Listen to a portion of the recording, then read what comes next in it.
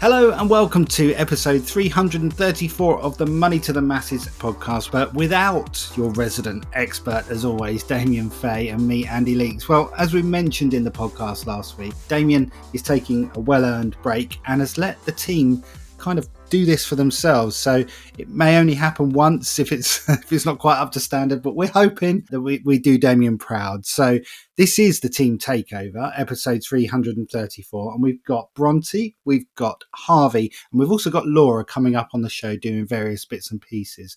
So we're going to start the pod this week by speaking to Bronte, who's going to be coming on the show and talking about house prices. More on that in just a second. We've got Harvey coming up in the middle of the show, who's going to be talking about a particular life insurance product that is often misunderstood, whole of life insurance. So stick around for that. And then at the end of the show, we're going to be speaking to Laura, who's going to be talking about credit ratings, what can impact them, and whether taking out a loan to try and improve your credit rating is a good idea. So let's start with Bronte then. Bronte's sitting right here with me. Bronte, how are you doing? Welcome to the show. Thanks. Hi, I'm good. How are you?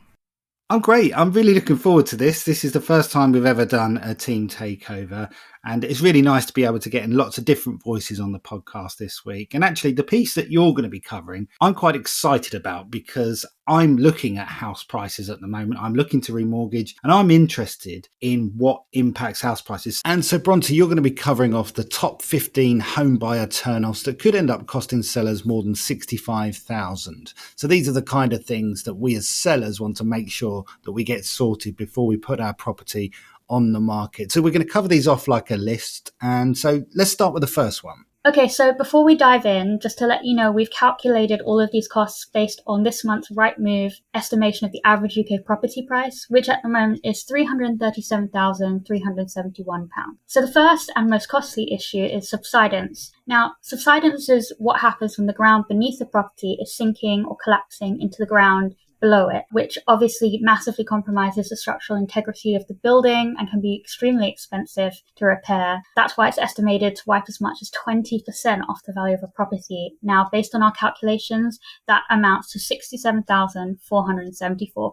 So the second most costly issue is a Japanese knotweed infestation. So you may have heard of Japanese knotweed before. It's basically a really rapidly growing weed. It can grow as much as 10 centimeters in a single day, and it's known for being able to take over an entire property and potentially damage the strength of walls, foundations, and other sort of integral structures. And a Japanese knotweed infestation can actually knock as much as 15% off the price of your property. So again, that could leave you down as much as £50,605.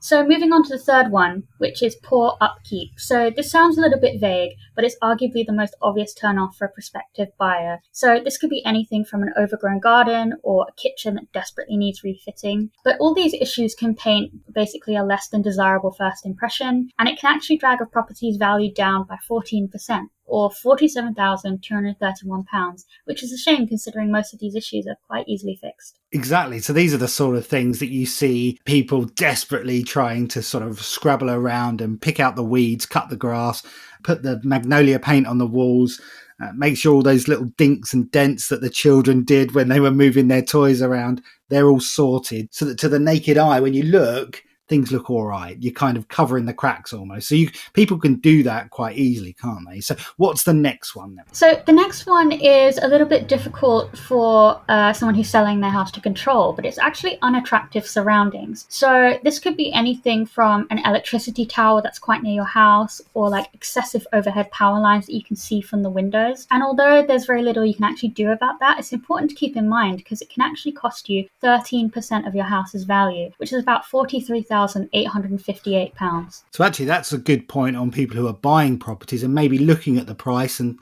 trying to hunt for the reason that it might be cheaper than they first would have anticipated for the area or for the upkeep of the house. It may just be because there's a pylon in the back garden or something, just something to keep in mind, because that's going to be passed on if they end up buying that house. When they end up selling it, that could be something that could be effectively passed on, that reduction. Okay, what's next? Okay, so number 5 is something we're all familiar with, and it's nuisance neighbors. So it doesn't matter if it's because they're noisy or they're messy or they're just kind of really difficult to live next to. nuisance neighbours can actually wipe up to 10% off the value of your property, which comes in at about £33,737. So again, a very costly issue. So maybe people who have got nuisance neighbours, they might want to invest in, I don't know, paying for a little holiday for them to go away for a week or two while the house is being viewed. So what do we got next? So number 6 is flood risk, and this is an increasingly relevant issue with climate change, as I'm sure everyone's aware of, but a property on flood risk territory could also sell for about 10% less than you might expect. And then there's lack of convenient parking. So if you already live in a flat or on a busy street, you'll probably be familiar with this kind of struggle, but it can actually knock 7.1% off a property's value, which is about £23,953. Do you know what, though? That's money well spent. And obviously, convenient parking is going to reduce that property value potentially. But on the flip side, sometimes I look at houses and think, why are they so expensive? Then I realise there's off-street parking or a driveway or a garage. And then I kind of get it. I've lived in terrace properties with on-street parking and with double lines and parking restrictions. It's just a constant nightmare. So I can see why that does impact the cost of properties. What do we got next? So number 8 is door numbers. This one's quite interesting. So whether or not you're superstitious or not, a lot of prospective home buyers, either consciously or unconsciously, can be put off by an unlucky door number, such as the number 13 or 666. So a property with an ill-omened address can actually sell for 6% less than you might otherwise think. And that's a difference of about £20,242. I was glad to say I've never lived at a number 13 or a number 666 and don't intend to, but now I know that it could impact the cost. What have we got next? So number 9 are structural issues. So this can be anything from a crack in a load-bearing wall, or if you've got a leak in your loft, but this can take as much as 5.3% off a property's value. So that comes in at about £17,880. And generally, these are the kind of things that you'll want to address before you put your house on the market anyway. And number 10 are any local power stations. So again, this is something you probably, if you're selling your house, you don't have a whole lot of control over, but sort of the hum and the visual clutter that can come with having a power station near your property is also a really major turnoff for prospective buyers. And this can cut nearly 5% off your house's value. So that's £16,531. So quite costly. Okay, so we've covered off 10 there in relative detail. And we said at the start of the podcast, and the article itself covers 15 of the top home buyer turnoffs. So I tell you what, why don't we cover off the last 5 in a quickfire style? What have we got for the last 5 reasons? Okay, so number 11 is pet damage or pet odours, and this can cost you 4% of the property's value. So that's coming up at nearly £13,500. Then we have cluttered rooms. This one's a really easy fix, but in terms of when you're showing people around your property or the photos you've got for your listing, this can also cost you 4% of the property's value. Now, damp and mold are also really serious issues, and even though they tend to only cost about 0.9% of the property's value, that still comes at over £3,000, and it's a relatively easy fix. Now we've got asbestos. So most of you are probably aware that this is an issue that's quite specific to older properties, but asbestos, being a notorious carcinogen, is a massive turn-off for prospective home buyers, so it could cut the price of your property down by just under 1%, so again about £3,000. So even though removing asbestos can actually be quite expensive, this is going to make it way more attractive to a potential home buyer. Now finally, we have a woodworm infestation. So not only is this a huge buyer turn-off anyway, but it can also be a genuine risk to the structural integrity of your property, and it knocks about 0.5% off your average house's value. So even though that's only about £1,500, it pays to not have to worry about any creepy crawlies hiding in the cracks and crevices of your property. Okay, so there we have it. There's 15 of the things that could seriously impact the cost when it comes to selling your home. And Bronte, I know in your article you covered a few of the ways that you can boost your property's desirability when it comes to selling. So do you want to give a few of those tips? And obviously we cover those in the article themselves. What tips would you give? Well, first of all, you want to be focusing on addressing any of the issues we've just talked about, such as repairing damp or, deep cleaning to get rid of any lingering pet stains and odours, because altogether these things could cost you as much as 20% of your property's actual value. So pay special attention to sorting those things out first. So on the website, we've also got articles about the 6 mistakes people make when trying to sell their property, 10 tips on how to showcase your property to make it most desirable to prospective home buyers, and 5 reasons your house may not be selling and what you can do about it. So do be sure to check those out for any more home buying and home selling information. Okay, Bronte, that's it. We're done. Thanks ever so much for coming on the podcast again and being part of this team takeover pod. And as I like to say to Damien, and because I can't say it to him this week, I'm going to say it to you. So until next time. Thanks so much for having me, and until next time. And so for the next section of the Team Takeover podcast, we're going to welcome Harvey back to the show. Harvey, if you're a regular listener to the podcast, has been on the show a few times, and she's our resident expert that talks about all types of personal insurance. Now, Harvey, we brought you onto the show this week because there's been quite a lot in the press about a particular product, and it's been quite negative in terms of the general view on this product. And I wanted to bring you onto the podcast to really dispel some of those myths and provide a bit of balance, because with every type of product, whether it be insurance, loans, credit cards, there's always going to be some people that it's good for and some people that it's not so good for. So, Harvey, welcome to the show. What are we talking about this week? And provide a little bit of context as to what the next part of the show is about. Hi, Andy. Thanks for having me back, and it's great having a little bit of fun while Damien is away. So this week we're going to talk about whole of life insurance policies. There has been a little bit of negative press around. The unfortunate thing with most types of insurance products is that the news really picks up on stories where the products fail rather than when they work. So yeah, we'll dispel some of the myths and hopefully give a bit of useful information for our listeners so that they can work out what is best for them. Great. So, I mean, let's start with the basics. Whole of life insurance. It's a bit of a weird name for a product. You'd think life insurance covers people's lives. What does whole of life insurance mean? What is the product? I mean, often people who buy life insurance assume that life insurance will pay out when you die. The truth is that most of the products that are available in the market and the ones that are most commonly bought are term assurance products. The term assurance products only pay out if you die within the term. So you buy the policy for a number of years, and if death happens within those years, then the policy pays out. And if you live beyond the term, then great, you've had the cover whilst you needed it and the policy doesn't pay out anything at the end. Whole of life insurance contracts are slightly different. So they actually do what people assume a life insurance policy would do, which is they pay out when you die, as and when that happens. So whether you die early in life or you have a full and long life and die well into your 80s and 90s, it pays out when you die. So whole of life contract is that. It's a life insurance policy that pays out when you die. Okay, so that's great. We understand now that there's kind of two different styles of life insurance. The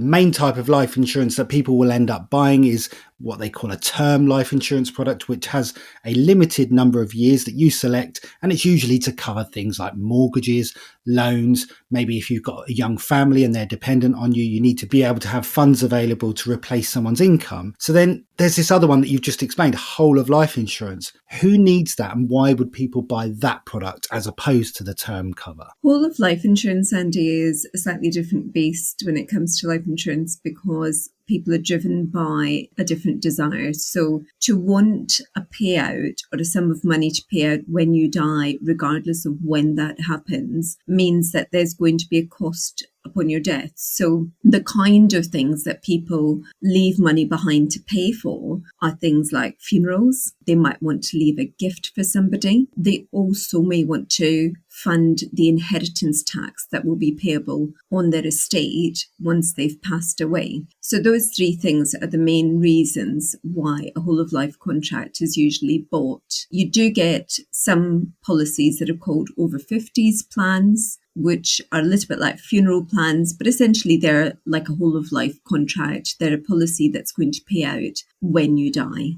And so, as we mentioned at the start of this piece, there has been a bit of negativity surrounding this product. Why is that? The negativity is stemming from a particular type of whole of life contract. So whole of life contracts in previous years have been available on a maximum or a balanced basis. Now, a maximum whole of life insurance policy is one where you would have started out paying quite a low premium for it, but what it does is it reviews on a regular basis. It might be every 5 years, it might be every 10 years, and the insurance company will assess whether the money that you've paid for your policy is actually going to be enough once it's invested and grown to fund the payout that needs to happen when you die. Now, if that premium that you've paid is not enough, the insurance company will give you a choice. They'll say, we can increase the amount that you're going to pay for your policy so that we still pay out what is required when you die. Or they'll say, you can keep your premiums the same, but we'll reduce what is going to be paid out at the end. And it's that kind of policy that has warranted a lot of this negative press that's come out. The reason why these types of policies have attracted a bit of negative news coverage recently is because there are a few people who haven't really understood how the policy works. That might be because the advisor that sold it to them hasn't explained it properly. They perhaps haven't understood the jargon that's been within the documentation that they've received from the insurance provider. But essentially, at each review, the insurance company is working out whether the premiums that you're paying once invested will grow to fund the level of payout that needs to be made when you die. Now, if growth slows down, as it sometimes does, and, if the markets don't produce the kind of returns that the insurance company was expecting from the money that you were paying, then generally that review is going to result in an increased premium or a reduced sum assured, the sum assured being the amount that will pay out when you die. And that can be quite disappointing for policyholders if they haven't understood that properly at the outset. Okay, that's great. That gives a bit of context as to what sort of whole of life is, why you would use it, and on that maximum type of whole of life, why people have come unstuck. I get it. So you mentioned earlier that there's different types of whole of life insurance. They've got different names, haven't they? I think you mentioned balanced was another one, and guaranteed. Should we explain the other two types of whole of life insurance and what they will mean for people who are either got them or are thinking of buying them? Absolutely.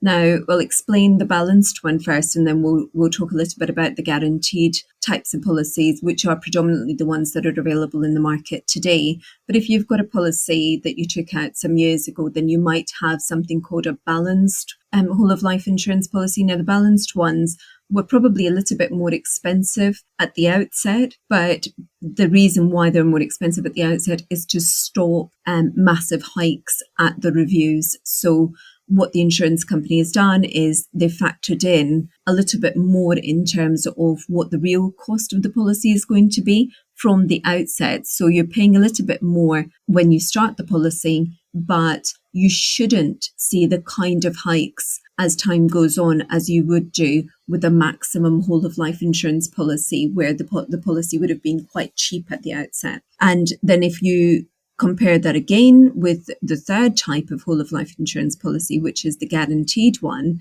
is the safest bet. So like the name suggests, the premium that you pay for a guaranteed whole of life insurance policy is fixed for the duration. So for as long as you live, you will pay the same premium throughout. And predominantly that's the type of policy that's available in the market now. Great. And so just to finish off this piece, really, we've explained what whole of life is, the different types, how it's different to term life insurance.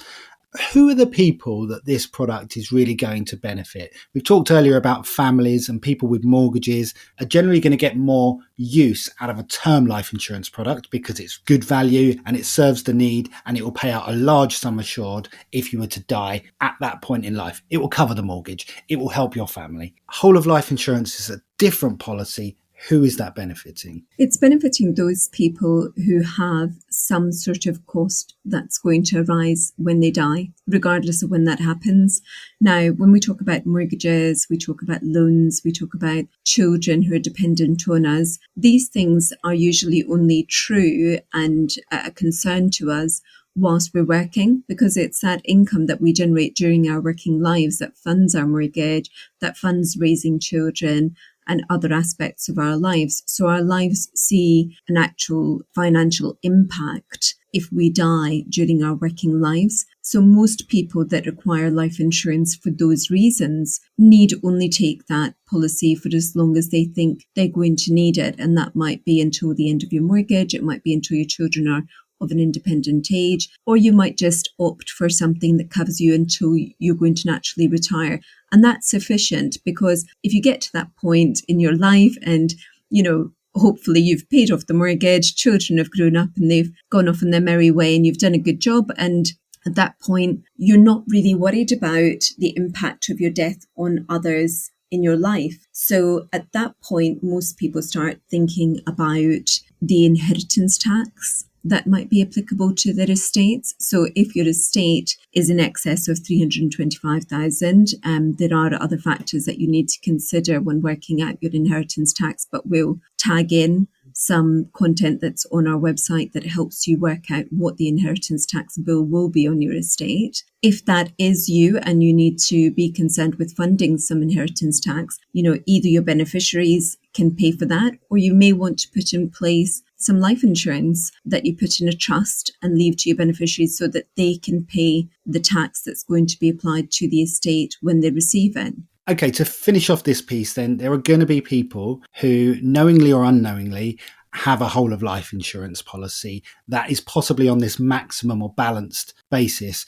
They're looking at it, potentially they're looking at the cost of it, and they're knowing that there may be increases that are coming and perhaps they can't afford those increases. What can they do? Is there anything they can do about this? The first thing to do, I'd say, Andy, is speak to the insurance company. If your advisor who provided the advice when you arranged your policy is still in touch with you, perhaps contact them as well and discuss what options are available to you. The insurance company generally give you options to reduce the sum assured, but you might feel that that's not viable or it doesn't feel like it's cost effective for you. Some policies can be made paid up, so they're paid up to the point that you've made your premiums and you're no longer going to pay into them. That option doesn't always exist. And some policies will have a surrender value. So for a lot of people, they may ask for the surrender value, and the surrender value may be not attractive because of the amount of money that they've already paid in, and that becomes problematic. But I think that open up a discussion with your insurance company, speak to your advisor if you're still in touch with your advisor who sold the policy, and discuss what can be done. I think the key thing here is, Andy, as much as it can be painful to know that you've spent a lot of money on a product and it's now not going to do what you expected it to do, is not to throw good money after bad, and not keep paying for something in hopes that it will get better at some point. So have those conversations, but the answer is going to be different for different people dependent on what they set up the policy to do and how far into the process they are and what the figures look like for them. Great. So as you mentioned, Harvey, we're going to put some links to some articles that will help people just understand a bit more about whole of life insurance. You've written those articles, Harvey, and people can take a look at those on the website, and we'll also link that to the show notes in the podcast. Thanks ever so much for coming on, Harvey. Very welcome, Andy. It's been a pleasure as always. And so for the final piece on the pod, we're going to be welcoming Laura back to the show, who's going to be talking about, can getting a loan improve your credit rating? Is it a good idea? Maybe the pros and cons, and well, basically whether or not it's a good idea. So Laura, welcome to the show. Yeah, so this is something that is often talked about in the various money groups, including on our own Facebook group, where people kind of consider whether, if they've got a poor credit rating, getting a loan or perhaps a credit builder credit card could help them to improve their credit rating. And while it's undeniable that by taking out a loan or another credit agreement and being responsible, keeping up with your repayments and just making sure that you make all of those payments on time will improve your overall credit rating, there are some other things to consider before you go down this route. There are some potential drawbacks. So the first of those is to think really about whether you need to take out this loan. Is there a specific reason for it? It's never a good idea to borrow money that you don't need to borrow or there isn't a specific purpose for borrowing, particularly because by taking out a loan, you're using up some of your sort of credit quota. So when other lenders, for example, a mortgage lender is assessing the affordability of a future product you take out, they're going to be looking at any outstanding loans and the payments that you have to make to those. So you can end up inadvertently limiting the amount that you can go on to borrow for, say, a mortgage or a remortgage, or even something like car finance, may be put slightly at risk by having this existing loan in place. The other thing that you need to consider is that if you have a history of bad credit, if you haven't got the greatest history of making repayments on time, or perhaps if your financial circumstances change and you're unable to keep up with the repayments, the effect that it will have on your credit rating if you've already got a bad credit score will be absolutely huge. So if for whatever reason you default on the loan, it could dramatically affect your life in the future. It may stop you from getting a mortgage. You may not be able to secure car finance. And it can even go so far as limiting the current accounts that you could potentially open in the future. So these things are all worth bearing in mind before taking that step to take out a loan simply to improve your credit rating. And so that guidance really that you've given there is all of these types of products that are marked as credit building. So that's the loans that you see out there, but there's also the credit building credit cards as well that you mentioned. Yeah, and also the thing to bear in mind with all of these things, and especially these credit builder credit cards, is you're going to pay a much higher rate to take these products out, which could then impinge your ability to actually make the repayments. And it's just better to look to improve your credit score in other ways. And there are quite easy steps that you can take to make you a more attractive proposition to lenders in the future. Great. Well, that moves us perfectly on to what you're going to talk about next. So what is it that people can do? Because there'll be lots of people that have either been in this situation or are currently in this situation, or perhaps even know someone and they can maybe give a bit of advice. So maybe they've considered these credit builder loans or credit builder credit cards, dismiss those. What else can they do? I think a first and quite simple step is just to check your credit file with the main credit reference agencies, so Experian, Equifax and TransUnion. And by doing that, you can make sure that there aren't any mistakes on those files, to correct those, to check that anything like, for example, a CCJ, that the details around that are correct, that if it's been satisfied, that the date that it's been satisfied is correct. And also just making sure that everything is accurate in terms of your address, your date of birth, and any other information like that. Also, a really simple step is to make sure that you are on the electoral roll. That will help to boost your credit score. And then there are also other services that are available that are designed to improve your credit rating. So, for example, we have Lockbox, where you pay a monthly amount into what they will label as a loan, but which is in effect a savings account. So you're demonstrating that you can commit to making monthly payments on time and in full, which will help build your credit rating. But at the end of a set period of time, you then get that money back. So in effect, it's like a savings account rather than a loan. There's also Experian Boost, which can help you, as the name suggests, boost your credit score specifically with Experian. And that looks at things like whether you have Netflix or Amazon Prime, those kind of subscription services. And also it uses open banking to see what your spending habits are, and things like paying your council tax or paying into savings or investments will count in your favour, and you'll immediately be awarded with a higher credit score if you meet certain qualifications. And that service is completely free. Great. And so, Laura, you've written an article on this, which we'll link to in the show notes. And we'll also link the articles to the full review on Lockbox. And also, you've done a review on Experian Boost as well. So you can access all that through the show notes, either on the podcast link or through the article on the website. So that's it. We're done for this week. If you want to get in touch with Damien, you can do so in the usual way. It's Damien at moneytothemasses.com. Twitter, it's at moneytothemasses with a number 2. We're on Instagram, The Facebook group is facebook.com/groups/money to the masses. That's a real mouthful, that. Laura, I would normally have Damien to say goodbye to here, but you're going to do it for this week. And as I said to Bronte just a second ago, and I want you to say it too, until next time. Until next time.